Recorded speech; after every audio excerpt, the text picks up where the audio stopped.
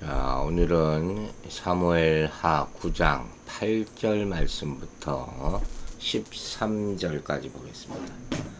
그가 절하여 이르되 이 종이 무엇이기에 왕께서 죽은 개 같은 나를 돌아보시나이까 하니라. 왕이 사울의 시종 시바를 불러 그에게 이르되 사울과 그의 온 집에 속한 것은 내가 다 내 주인의 아들에게 주었노니 너와 네 아들들과 네 종들은 그를 위하여 땅을 갈고 거두어 네 주인의 아들에게 양식을 대주어 먹게 하라. 그러나 네 주인의 아들 무비보셋은 항상 내 상에서 떡을 먹으리라 하니라. 시바는 아들이 15명이요 종이 20명이라. 시바가 왕께 아뢰되 내 주 왕께서 모든 일을 종에게 명령하신 대로 종이 준행하겠나이다 하니라. 무비보셋은 왕자 중 하나처럼 왕의 상에서 먹으니라. 무비보셋에게 어린아이들 하나가 있으니 이름은 미가더라. 시바의 집에 사는 자마다 무비보셋의 종이 되니라. 무비보셋이 항상 왕의 상에서 먹으므로 예루살렘에 사니라. 그는 두 발을 다 절더라. 자, 오늘 본문에는 다윗의 약속을 들은 우리 어제 봤죠? 무비보셋의 반응이 나타나고 있죠. 한마디로 자신같이 미천하고 보잘것없는 자를 그렇게까지 돌보아 주시냐 하는 감사한 그런 표현인데, 참 이 다윗과 무비보셋의 관계 설정의 모습 가운데 우리는 뭘 본다고요? 하나님의 은혜를 보는 거예요. 그 은총, 그것이 과연 누구에게 비춰지느냐 하는 거예요. 먼저 8절을 보면 이 무비보셋이 자기 자신에 대해서 뭐라고 표합니까? 그가 절하여 이르되 이 종이 무엇이기에 왕께서 죽은 개 같은 나를 돌아보시나이까. 이 죽은 개라는 말이 왜 나왔을까요? 유대인들은 당시 개를 멸시했거든요. 더군다나 죽은 개라는 것은 시체잖아요. 모세율법에서 시체는 아주 부정한 것으로 강조됐기 때문에 가까이 하지도 못하도록 규정하고 있단 말이에요. 레위기 22장에 나와요. 따라서 이 표현은 가장 보기 싫고 하찮은 인간을 비유한 그런 말이에요. 그러니까 무비보셋이 자신을 이렇게 극도로 비하시켜서 표현한 이유는 뭘까? 바로 무엇보다 다윗의 왕에 큰 은혜에 감격했기 때문일 것이고, 또 스스로 돌아볼 때도 자신이 이런 은혜를 받을 만한 가치가 없는 사람이라고 여겼기 때문일 것이다. 두려움도 물론 있었겠죠. 잘못하면 죽는다. 자신을 낮추지 않으면 안 된다. 즉 무비보셋은 무엇보다 다윗이 자신을 찾는다는 말에 두려움을 느꼈을 것이다 하는 거예요. 차라리 이런 상황에서는요, 잊혀진 자로 살아가는 것이 나아요. 그런데 다윗에게 발견됐다는 것 자체가 곧 재앙이요 심판이 될 수 있다는 거예요. 하지만 다윗의 생각은 그렇지 않았죠. 그에게 두려워하지 말라 하는 거예요. 다윗이 무비보셋을 찾은 이유는 심판이 아니요 위로와 격려를 주기 위함이기 때문이다 하는 것이죠. 이렇게 다윗과 무비보셋의 대화 가운데 우리는 참 많은 교훈을 얻을 수 있는 거예요. 먼저 다윗을 보세요, 여러분. 일반적으로 사람은 성공한 후에는 옛날에 대한 기억이 약해지는 경향이 있어요. 즉 강한 자가 되면 약한 자를 기억하지 못해요. 그래서 보통 성공하면 사람이 변한다 하는 말을 하는 거예요. 즉 성공하면 그 성공에 도취해서 과거를 잊기 때문에 변하기 쉽다는 것이죠. 그런데 다윗은 이 성공의 지점에서 감동적인 모습을 우리에게 보여주고 있죠. 그래서 이 모습에서 우리는 헤세드, 은혜를 발견할 수 있다는 거죠. 여기서 우리 자신을 한번 돌아봐야 되겠죠. 뭐냐? 우리도 무비보셋과 같은 절름발이었다는 거예요. 이름 없이 살던 우리, 하나님께서 불러주셨죠. 우리는 하나님 능력 있고 잘난 사람만을 찾지 않으신다는 것을 여기서 또 발견하는 것이죠. 하나님께서는 하나님의 은총이 필요한 사람을 찾으십니다. 하나님의 돌보심이 필요한 사람을 찾고 계시다 하는 거예요. 그래서 우리도 이런 사람에게 관심을 두라 하는 거예요. 잘난 사람 말고, 잘 나가는 사람 말고. 하나님께 우리 신분 중요하지 않죠. 우리의 과거 중요하지 않죠. 조건도 중요하지 않아요. 효용 가치가 있느냐 없느냐, 쓸만해, 그런 거 중요하지 않아요. 다 우리는 그런 것 부족하죠. 그러나 우리를 불러주신 것이 바로 헤세드의 은혜라 하는 거예요. 그래서 이 은혜는 세상과 달라요. 세상은 절대적인 어떤 기준을 따라 따지죠. 어디나 마찬가지죠. 자격 유무를 따지고, 기준을 따지고, 효용 가치를 따지고, 쓰임새를 보는 거예요. 하지만 하나님께서는 그저 우리 이름을 불러주시는 거죠. 예수님이 제자를 부르실 때도 마찬가지죠. 그들이 고기 잡던 사람인데 도대체 무슨 쓸모가 있겠습니까? 그러나 그 인생 하나하나를 귀중히 여기신다는 사실, 그 은혜를 꼭 깨닫게 되기를 주의 이름으로 축원합니다. 이제 9절 보면 이런 말이 나와 있어요. 왕이 사울의 시종 시바를 불러 이르되 사울과 그의 온 집에 속한 것은 내가 다 내 주인의 아들에게 주었노니. 여기서 말하는 이 아들이라는 것은 손자죠, 손자. 즉 무비보셋은 요나단의 아들이지만 또 사울의 손자잖아요. 근데 히브리인들은 아들이나 손자를 다 벤이라는 말로 표현하거든요. 다윗은 먼저 그의 앞에 나온 이 신하 시바에게 자신이 무비보셋에게 직접 말했던 첫 번째 약속에 대해서 언급하는 것. 사울과 그의 온 집에 속한 것은 다 무비보셋에게 주었다. 그 사실을 다시 한번 알림으로 확인시키는 거죠. 그리고 10절에서 이렇게 얘기해요. 너와 내 아들들과 내 종들은 그를 위하여 땅을 갈고 거두어 내 주인의 아들들에게 양식을 대주어 먹게 하라. 그러나 내 주인의 아들 무비보셋은 항상 내 땅에서 떡을 먹으리니 내 상에서 시바는 아들이 15명이요 종이 20명이라. 뭐 별로 중요하지 않은 것 듯한 얘기를 이렇게 한 이유가 분명히 있겠죠. 먼저 내 주인의 아들에게 양식을 대주어 먹게 하라 그랬어요. 여기서 아들이라는 말은 무비보셋 한 개인을 의미한다기보다는 이 아내와 자식을 거느리고 있는 한 가족의 대표자 무비보셋을 의미한다고 봐야 되겠죠. 왜냐하면 무비보셋 개인은 다윗과 한 식탁에서 식사를 하도록 지금 이렇게 되어 있잖아요. 시바가 섬길 필요가 없어요. 그러니까 이 말의 실질적인 의미는 네 주인의 가족들을 다 섬기라. 먹고 살게 다 만들어주라. 하는 그런 말이죠. 이 시바라는 사람은 종이 20이라고 그랬어요. 이 말은 시바가 무비보셋과 그 가족을 섬기기 위하여 밭을 경작할 수 있을 정도의 충분한 노동력을 소유하고 있다는 것을 보여주죠. 또 하나, 사울의 종 시바가 그동안 사울의 유산 중 상당 부분을 유족에게 돌리지 않고 자기가 착복했을 가능성도 보여주는 거죠. 그죠? 실제로 사울의 손자는 무비보셋인데 왜 신하가 다 이런 많은 재산을 가지고 있습니까? 이것도 우리가 살펴볼 수 있는 것이죠. 이렇게 다윗은 계속해서 이 무비보셋이라는 이름을 불러요. 여러분, 이름을 불러준다는 거, 이거 좀 생각해봐요. 이거 굉장히 의미심장하죠. 이름을 부른다는 것은 그 존재를 인격적으로 대한다는 거예요.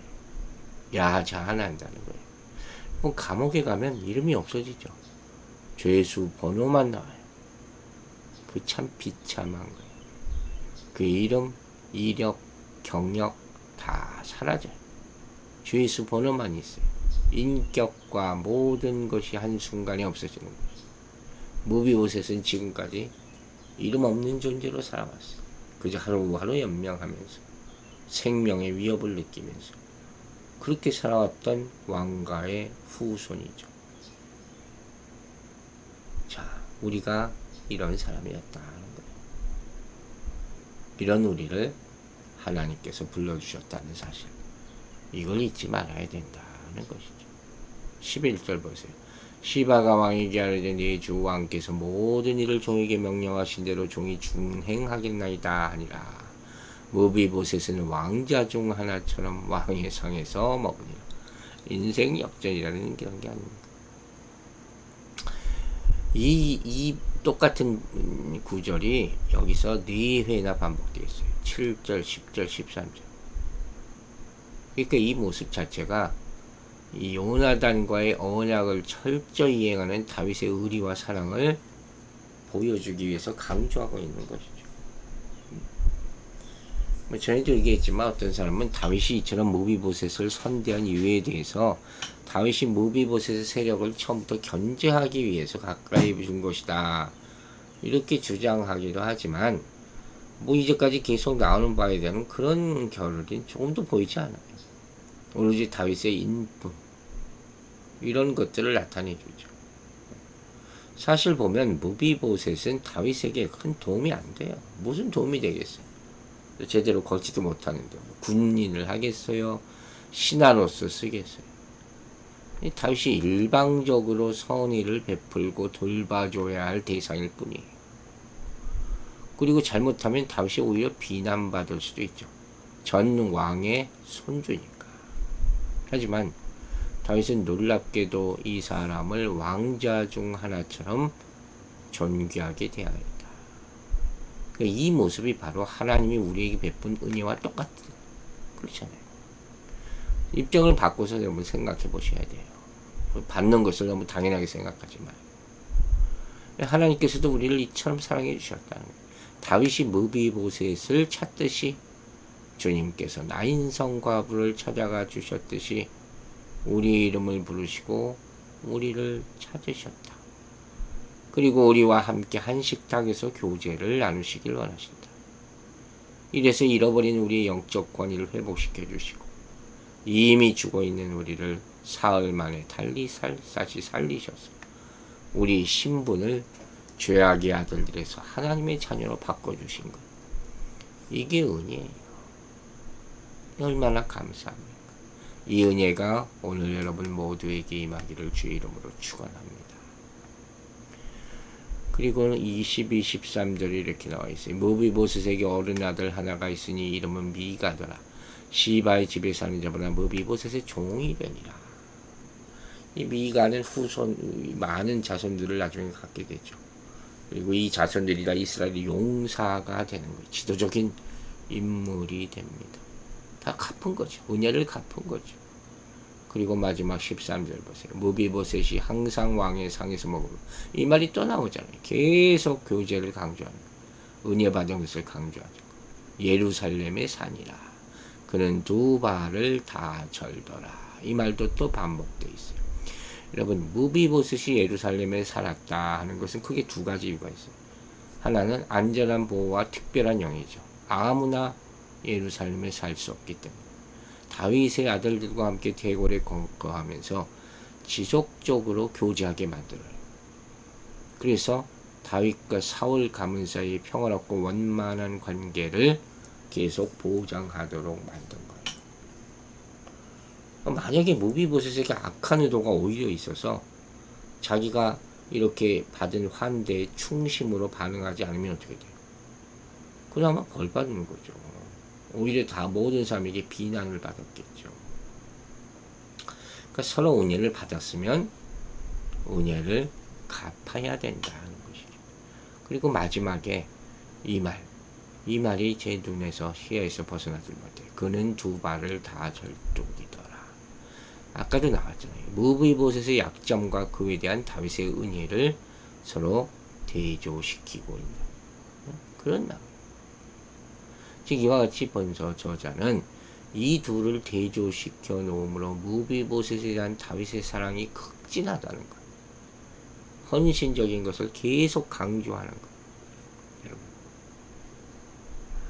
그런데 결국 이런 신체의 불구 때문에 무비보셋은 압살롬이 반란을 일으켰을 때 예루살렘을 떠나지 못합니다. 그것도 안타까운 일이죠. 자, 이런 상황들에 대해서 유명한 철학자 임마누엘 칸트라는 사람이 있어요. 이 사람이 무슨 얘기를 했느냐, 인격을 수단으로 삼지 말고 항상 목적으로 대우하라, 이런 말을 했어요. 즉 무슨 소리냐면, 사람, 즉 영혼은 언제나 수단이 아니라 목적으로 대우받아야 한다는, 철학적인 얘기. 그러나 세상 그렇지 않죠. 항상 쓸모 있느냐 아니냐, 그 가치로 평가한다고 앞에서도 얘기했잖아요. 무엇인가 내가 얻을 것이 있을 때 상대방을 받아주고 대접하고 사귀지, 아무 유익이 없다면 그렇게 하겠냐. 무비보셋은 사실 특별히 다윗에게 도움될 게 뭐가 있어요. 그럼에도 불구하고 다윗이 그를 왕족처럼 지극정성으로 대화해 살펴준 것 아닙니까? 이게 다윗의 사랑이고 은혜라는 거예요. 성도는 뭐예요? 다윗처럼 새 언약 관계 아래서 한 몸이 된 다른 성도들을 귀하게 대해야 돼요. 예수님의 공로로 말미암아 그 사람도 하나님의 나라의 상속자가 되었기 때문에. 이걸 잊지 마세요. 우리는 공동 상속자라고 했어요. 그러니까 다른 성도들을 항상 귀하게 생각해야 돼요. 절대로 비난하고 비판하고 비하해서는 안 돼요. 이런 사람들이 너무 많아요. 은근히 깔보는 거죠. 그래서는 안 된다. 무비보셋이 다리를 저는 자. 여러분, 이 사람, 이 말에서 또 하나 생각나는 사람이 있어요. 바로 야곱이 압봉나루에서 하나님 앞에 서죠. 하나님의 천사가 씨름하죠. 그래서 탈골됩니다. 엉덩이 뼈가 탈골되는 거예요. 밤새도록 하나님의 사자와 씨름하죠. 그러나 이거 쉽게 말해서 이거 병신이 된 거예요. 그러나 그 후에 이스라엘이라는 이름을 얻어요. 죽을 위기에서 다시 사는 은혜를 입게 되는 거예요. 비록 다리는 절지만 하나님의 은혜를 얻게 되는 거예요. 그의 인생 위기는 이제 끝나요. 새로운 분기점이에요. 이제는 야곱이 아닌 이스라엘이 자신의 깨와 능력으로 제주로 살아가는 인생이 아니라 하나님의 은혜로 살아가는 인생이 되었다는 것이죠. 그래서 이건 상징이에요. 다리를 전다. 상징적인 의미도 있다. 불편한 몸을 가지고 있었지만 하나님께서는 그의 다리를 낫게 해주시지 않아요. 여러분, 이걸 깨달으셔야 돼요. 눈에 보이는 것 그렇게 자꾸 추구하지 마세요. 그걸 자기 힘으로 만들려 하지 마세요. 그게 은혜가 아니에요. 자기 자랑받기. 안 되는 것이에요. 야곱은 아마 이후에 일평생 막대기를 짚고 살았겠죠. 그러나 그 막대기가 은혜인 거예요. 이제 하나님을 의지하는 자다. 이걸 자기 자신에게, 세상에게 보여주는 것이죠. 하나님의 은혜가 필요한 자로 살아가시기 바랍니다. 아직도 자기 힘으로 살려고 합니까? 그럼 어디 하나가 부러져야 됩니다. 그걸 깨달으세요. 망가지고 깨어진 인생에 하나님의 은혜를 받아 새로 사는 인생. 다리를 절어도 은혜를 알고 은혜를 덧입어 살아가는 인생. 그것이 축복입니다. 그렇게 살아가는 모두가 되기를 주의 이름으로 축원합니다. 기도하겠습니다. 하나님 아버지 감사합니다. 무비보셋이 우리의 모습임을 깨닫게 하심을 감사드리고, 다윗이 베푸는 일을 우리가 예수 그리스도를 통해서 받게 하심을 감사드립니다. 우리 인생이 뭐이 자랑할 게 있다고 항상 내세우려 했습니까? 참으로 회개하오니 용서하여 주시옵소서. 이제 뭔가 부족한 듯하오나 모자른 것 하오나 하나님의 은혜로만 감사하고 충만한 인생 살게 하여 주시옵소서. 내가 내 힘으로 무엇을 하려 했다면 회개하게 하여 주시고, 진정한 하나님의 은혜로 어떤 모습으로도 기쁨과 감사함을 누리며 하나님의 지팡이와 막대기가 나를 인도한다는 사실로 감사하고 영광 올리는 인생 되게 하여 주시옵소서. 오늘도 우리 성도들 건강 지켜주시고, 많이 심령이 연약해지신 우리 사랑하는 성도들 새 힘 주시며, 또한 자녀들의 장래를 위하여 또 직장을 위하여 기도하는 우리 성도들의 기도가 반드시 응답받게 하여 주시고, 우리 병상이 아직 있는 장로님 새 힘 주셔서 다리에 큰 힘을 얻어 일어날 수 있도록 축복하여 주시옵소서. 모든 은혜를 감사드리며 예수 그리스도의 이름으로 기도했습니다. 아멘.